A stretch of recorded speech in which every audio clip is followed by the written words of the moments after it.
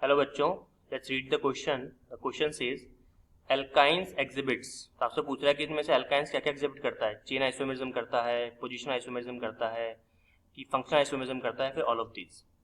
तो क्वेश्चन को सॉल्व करने से पहले अपन देखते हैं इस क्वेश्चन का की कॉन्सेप्ट। तो इस क्वेश्चन के लिए जो हम यहाँ पर की कॉन्सेप्ट यूज करेंगे दैट वुड बी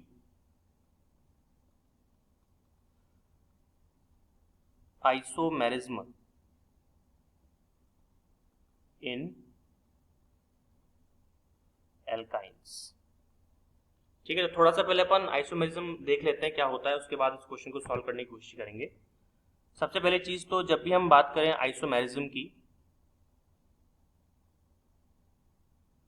तो आपको मालूम होगा कि आइसोमेरिज्म का मतलब ये होता है कि हमारे पास टू कंपाउंड्स हैं जिनका मॉलिक्यूलर फॉर्मूला तो सेम है, लेकिन स्ट्रक्चर और अरेंजमेंट ऑफ जो कंपाउंड है, अरेंजमेंट जो स्पीशीज है वो डिफरेंट है। तो आप कह सकते हो two compounds having two compounds having same molecular formula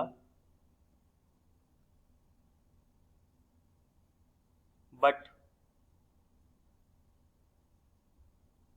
different आप कहते हो different IUPAC name, different IUPAC name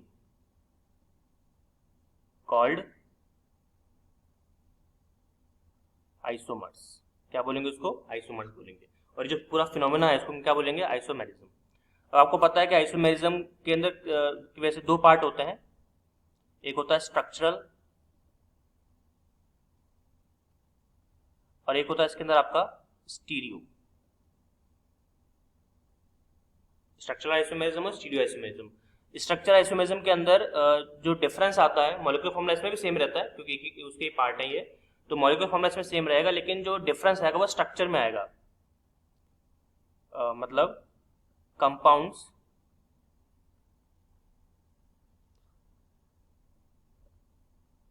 exhibits difference in their structure, in their structure। इसको अपन रब कर देते हैं, in their structure। स्ट्रक्चर में जैसे मान लीजिए, स्ट्रक्चर कैसे, जैसे मान लीजिए बॉन्ड की पोजीशन चेंज हो गई, ठीक है, जो नंबर ऑफ कार्बन चेन है वो मतलब कैसा हो गया, रिड्यूस हो गया। 5 कार्बन का था, चार कार्बन का रह गया, और एक जो बन गया वो क्या बन गया, सब्स्टिट्यूएंट बन गया, इस तरह से।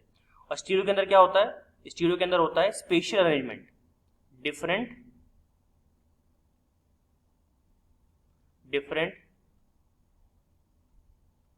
Spatial arrangement, different spatial arrangement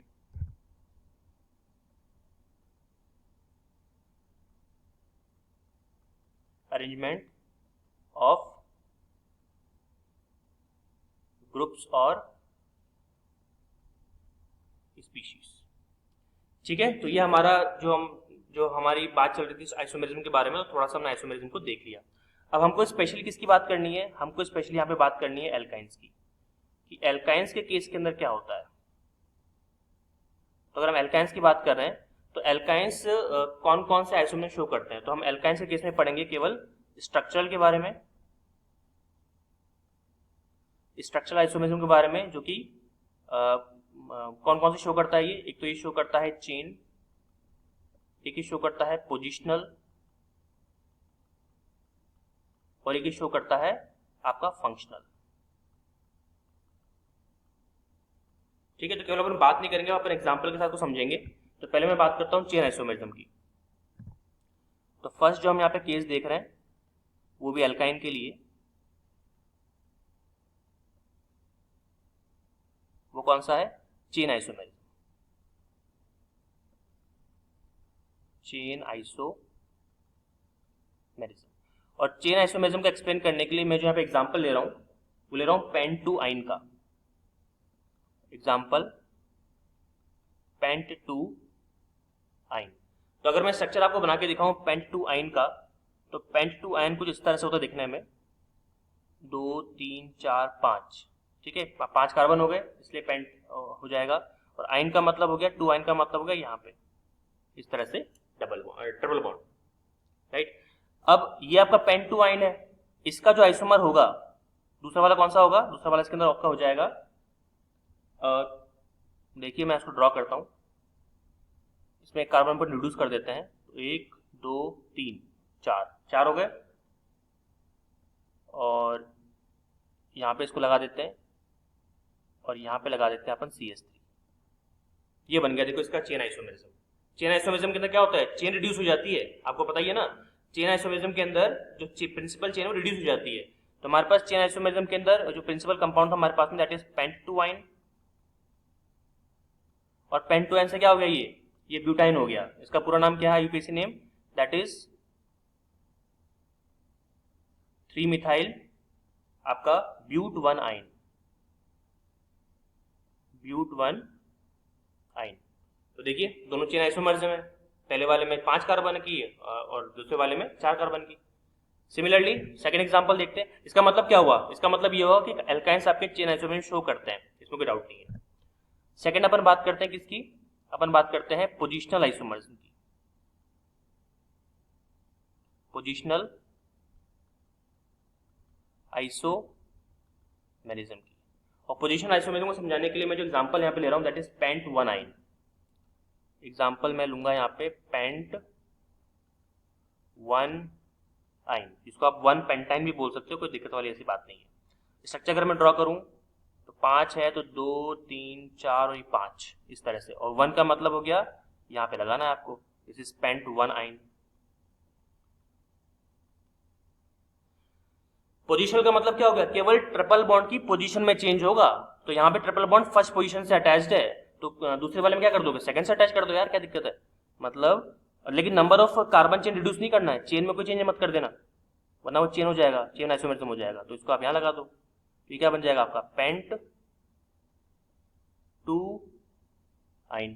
तो देखिए पोजीशन में चेंज हुआ कि नहीं हुआ, इसका मतलब आपके अल्काइंस पोजीशनल आइसोमेरिज्म भी शो कर सकते हैं। चलिए बहुत बढ़िया। बात करते हैं तीसरी, थर्ड, फंक्शनल आइसोमेरिज्म की। और फंक्शनल आइसोमेरिज्म को एक्सप्लेन करने के लिए हम कौन सा यहाँ पे एग्जांपल ले सकते हैं, हम यहाँ पे एग्जांपल ले लेते हैं, एग्जांपल क्या ले अपन, इसके अंदर ले लेते हैं हम लोग ब्यूटाइन का ले लेते हैं। देखिए 1 ब्यूटाइन का एग्जांपल यहाँ पे ले रहा हूं मैं, 1 ब्यूटाइन, 1 ब्यूटाइन। चलो स्ट्रक्चर पहले ड्रॉ करेंगे, उसके बाद में कहानी आगे बढ़ेगी हमारी।